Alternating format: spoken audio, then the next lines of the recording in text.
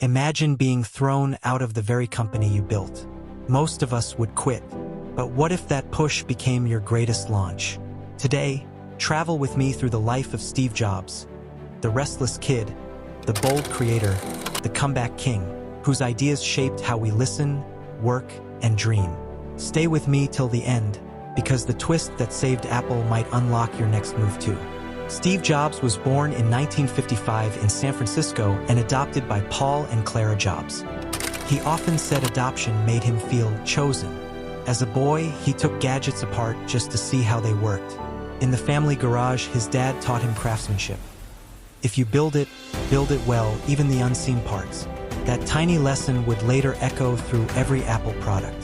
School, not his favorite place. Steve was smart, curious, and a little rebellious. He challenged teachers, questioned rules, and hated boring answers. If something felt ordinary, he wanted to bend it, twist it, and make it better. Have you ever felt that itch? That quiet voice that says, "There must be a smarter way"? That voice never left him. He enrolled at Reed College and dropped out after 6 months. Sounds like failure, right? But Steve kept hanging around, auditing classes he loved, especially calligraphy. He learned about typefaces, spacing, and the beauty of letters. Years later, that useless class gave the Mac its beautiful fonts. Sometimes the strangest detours become the secret ingredient. After Reed, he wandered, seeking meaning, reading spiritual texts, even traveling to India. He ate simple meals, slept on floors, and asked big questions. What matters? What feels true? These reflections shaped his taste for simplicity. Fewer buttons, fewer choices, more clarity. He wasn't just building products. He was searching for essence. Back in California, he reconnected with his brilliant friend Steve Wozniak. Woz could build magic with circuits. Jobs could see the story and sell the dream. They joined the Homebrew Computer Club, where hobbyists showed off early machines. Most looked like science projects. Jobs imagined something more, a computer for people, not just engineers. In 1976, they started Apple in the Jobs family garage. The Apple I was a bare board, but it proved a point. The future could be personal. Then came Apple II, color graphics, a friendly package, and a vision you could place on your desk. Sales exploded. Two young guys with audacity and a garage had just kicked open the door to a new era. Success didn't soften Steve. It sharpened him. He obsessed over details most people ignored. The curve of a corner, the feel of a switch, the shade of a case. He believed great technology should feel human, inviting, delightful, almost inevitable. If others said, "Good enough," he asked, "Why not perfect?" In 1984 came the Macintosh, a computer with a graphical interface and a mouse, presented in a legendary ad that promised to break the chains of sameness. The Mac wasn't just a machine, it was a philosophy. Computers should be approachable and creative. But inside Apple, clashes brewed. Steve's intensity inspired some and burned others. In 1985, the unthinkable happened. Steve was pushed out of Apple, fired from his own company. Imagine walking away from your dream with empty hands and a noisy mind. He later said it was awful-tasting medicine, but it cleared space for a fresh start. Here's the hook. Sometimes the door that slams is steering you toward a better building. He found it next. The machines were sleek, powerful, and pricey. Commercial success was limited, but the software was years ahead, object-oriented, elegant, and built for the future. Next wasn't a financial win, but it trained his eye for platforms and gave him the next piece of the puzzle that Apple would one day need. Meanwhile, Steve bought a small graphics studio that became Pixar. It sounded crazy then, but Pixar pioneered fully computer-animated films.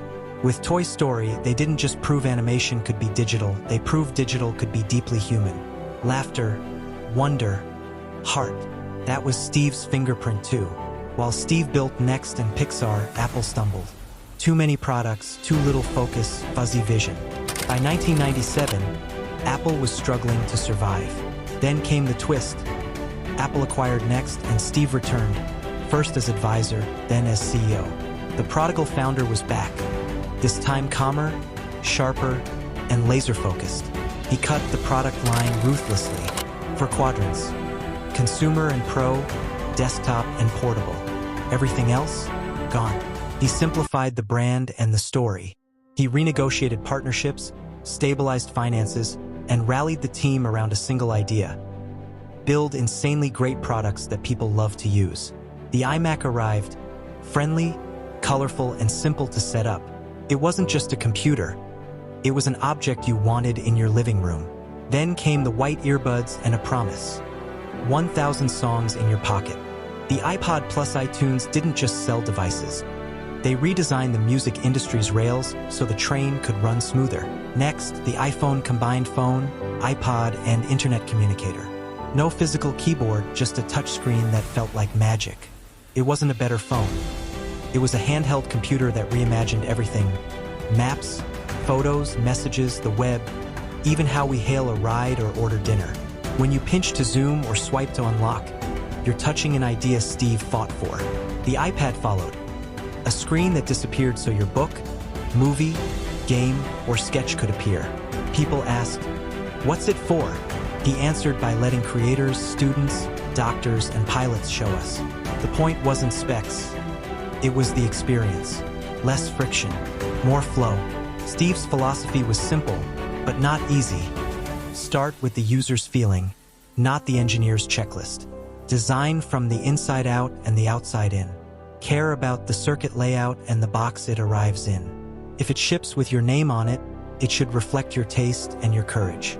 That's why Apple packaging feels like unwrapping a gift, because someone decided it should.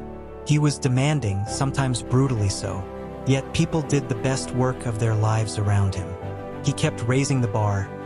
This can be simpler. This can be clearer. This can be beautiful. He pushed teams past impossible, then celebrated the moment they crossed it. Was he perfect? No. Was he transformative? Absolutely. In 2005, Steve gave a commencement talk with 3 stories: connecting the dots, love and loss, and death. Stay hungry. Stay foolish. He reminded graduates that you can't connect the dots looking forward. You can only connect them looking back. So trust that the dots will connect. Keep chasing the thing you love, even when it gets hard. Look back at the dots of Steve's life: adoption, calligraphy, India, the garage, the fall from Apple, next Pixar, the comeback, the iPhone. None of these dots made sense forward. Together, they drew a line only he could have drawn. You have dots too. Some feel random now. Keep going. They're drawing something. So here's your quiet nudge to end the story. Stay curious, stay simple, stay brave. Build for people, not applause. When you're fired by fate, begin again. When you're praised, raise your standards. And when in doubt, remember the note he left the world. Stay hungry, stay foolish. Then take one small step today, send that email, sketch that screen, write that first line of code. The future loves those who ship. If you felt a spark anywhere in this journey, pause for a second and picture your own one more thing. Not a product reveal on a stage, but a promise you'll keep to yourself. To think differently about one part of your life and move it one step closer to excellence. That's how legacies start, quietly, then all at once. And if anyone asks why this story still matters, tell them this: Steve Jobs didn't just make devices, he taught technology to care about people. That is why his work endures, and that is why your best work, when you care this